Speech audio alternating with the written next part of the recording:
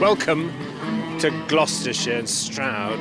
A crocodile of school children is not just snaking towards me, they are swaying. They are swaying to the saxophonist, who is now chasing some of them up the high street, up the hill of the high street. Now I'm here with Bob. Hurry up. Because this street is unusual for having so many independent shops. Here they come, the snaking crocodile swayers. Yes, around me, shops I've never seen before. Shops that I don't recognise the names of. What's the secret? What's in the water?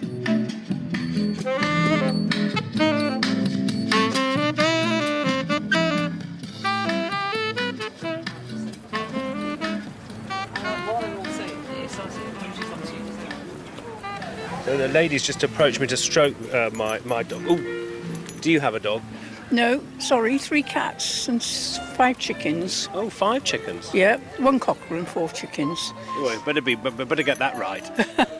So I'm here asking about Stroud. Yes. Seems to be lucky to have independent shops on its high street. Yes, I value that.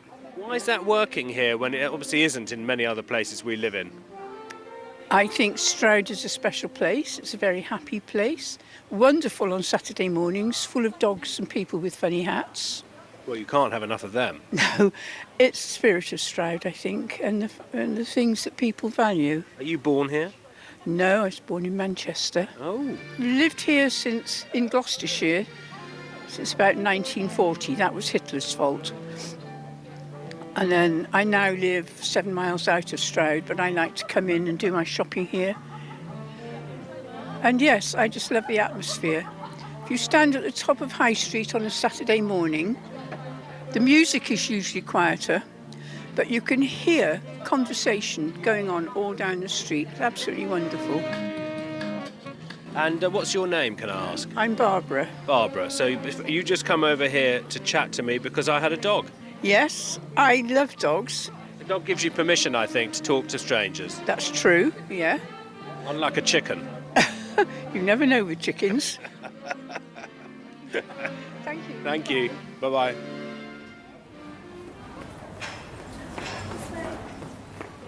When I get bigger, then I can go in that big shop and go the toys then. When I get bigger.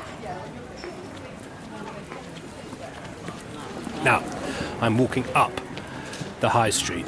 That's a key word, up. It's on a slope. It feels like 40 degrees. You are always walking up or you are walking down the high street of Stroud, between buildings, many of which are the colour of creamy coffee. The Cotswold stone, you'd say, round here.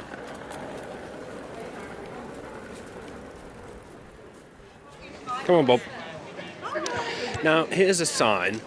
Sunshine Health, helping Stroud stay healthy since 1927. A family-owned business. See.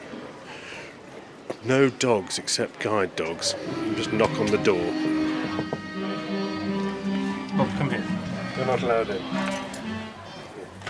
Hello. Can I ask your name? Yeah, I'm Andrew Hill, and I've been running Sunshine Health Shop in Stroud since 1987. Why is Stroud doing well for independence?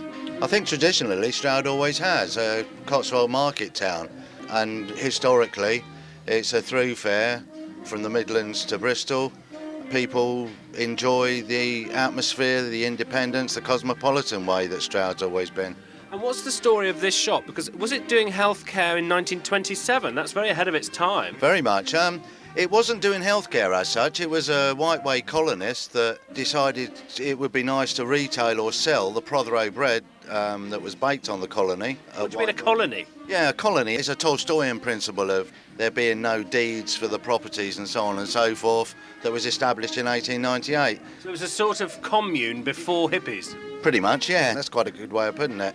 They had their little commune going and they thought those people in Stroud, they need a bit of good, healthy produce. That's right, and we're delighted to be able to continue it. You're not the same family, but there's always been a family doing it. That's right, yeah. We're not the same family, but ironically, we are from Whiteway as well. We live at Whiteway, yeah. Well, thank you for letting me interrupt you. You're most welcome. Your door's been very busy. I've been standing outside waiting. Thank you very much. Right, Cheers. thanks a lot. All the best. Bye-bye. Here we go. Sorry, on you go.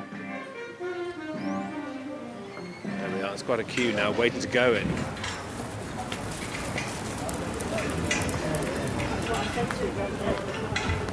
Up the hill and into the vintage shop time after time.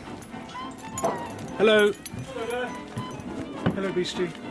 David Ireland's lived here all his life and told me more of the history of Stroud. Stroud's an industrial town. It's based on the 1100 years of the wool industry. Back then, we had a wool ambassador to Europe, of all things, who was put into prison by William the Conqueror because he'd had an affair with William's wife. And all these independents on the high street still, like you. Yeah, sure. I mean, we're the spirit of Stroud, really. I mean, I grew up here. It was like this in the 50s and 60s. The rest of the world might have been a little grey, but Stroud always had this bohemian feel. My mother was a local spinner, so I grew up in a mill cottage. Yeah, Stroud is absolutely the real deal. And has there been a tradition of not being done to? I mean, it's important to me to see that you've got the subscription rooms as your arts centre, raised by public subscription. It's not some philanthropist who gave it to you in the 1880s and built you a nice set of baths. No, I mean, there's always been an artistic tradition here. I mean, Shakespeare visited Stroud. The Beatles played here twice. What can I say? You know, it goes back to time immemorial. The subs, yeah, that was, as the name says, funded by subscription. But we also have Stroud Valley Art Space, which is a very different kind of kettle of fish, and that brings modern art into Stroud. But there's always been modern art whenever it was created.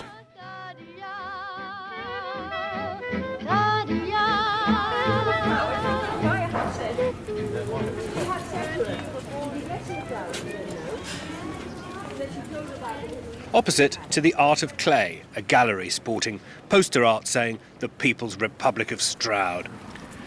Inside is Clay Sinclair. Born in New Zealand, he moved from Oxford, where he says rents are now too high for most smaller shops. He tells me that if you want an independent feel on your high street, you need affordable rents. Life was a bit tough at the time, and I typed into Google, where do the open-minded people live?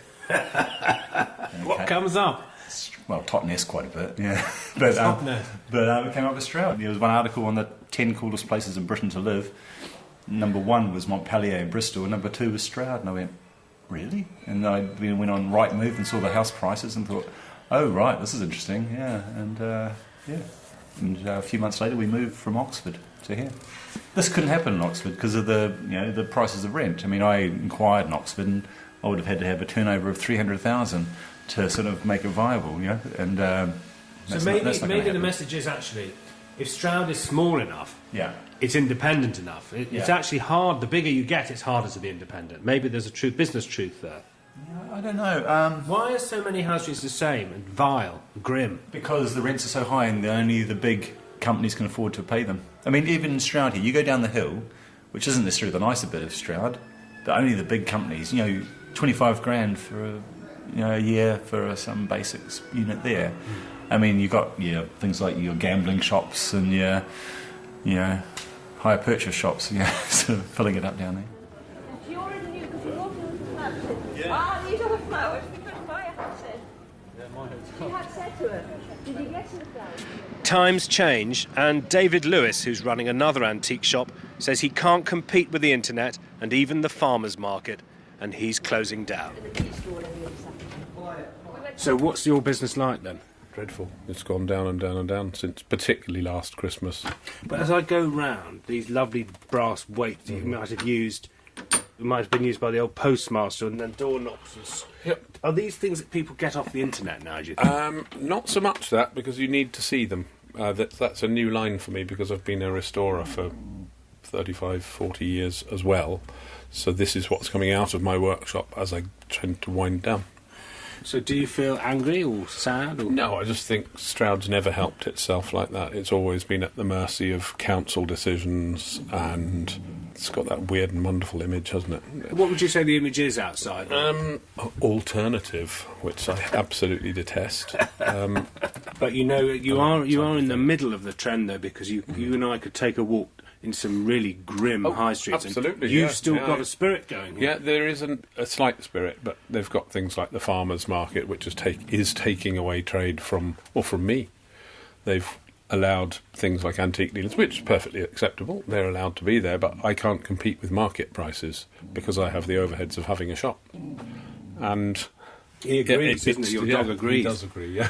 So your message would be, don't come in from fancy ways at Radio 4 and tell everyone it's peachy and Stroud. It's hard work. It is, and I think a lot of people, the new shops, will realise that when times do get hard, as I think in the world they're getting harder, and particularly in Britain they're getting harder. It's going to be a lot harder. 2, 1, 2, 3, 4.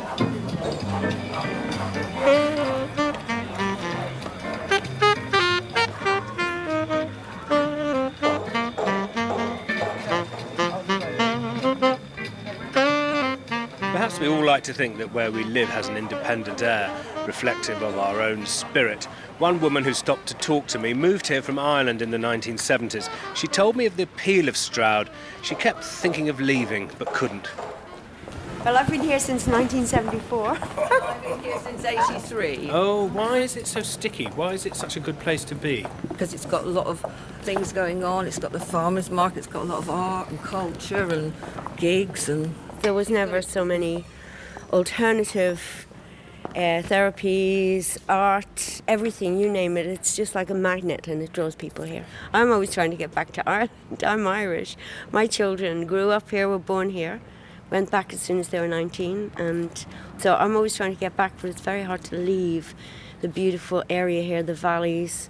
Given that your children have moved to Ireland, given that you came here when you were 22, how important is it in life to find the right place? The right people, obviously, but what about the right place?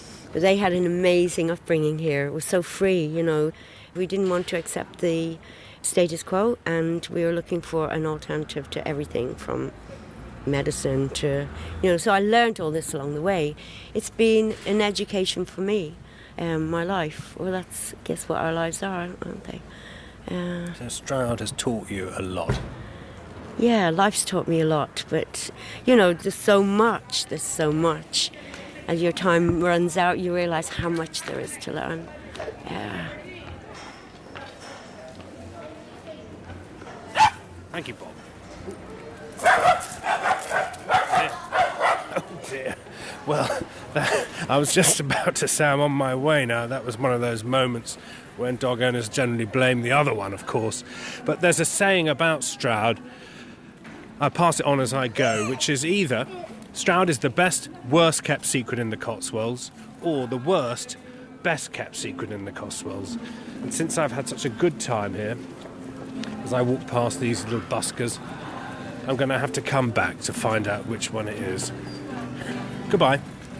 Come on, old Bob. That was clearly the fault of the other dog and the other owner, Bob. Nothing to do with you and me. Keep moving. Keep moving, Bob. Come along. Nothing to see here.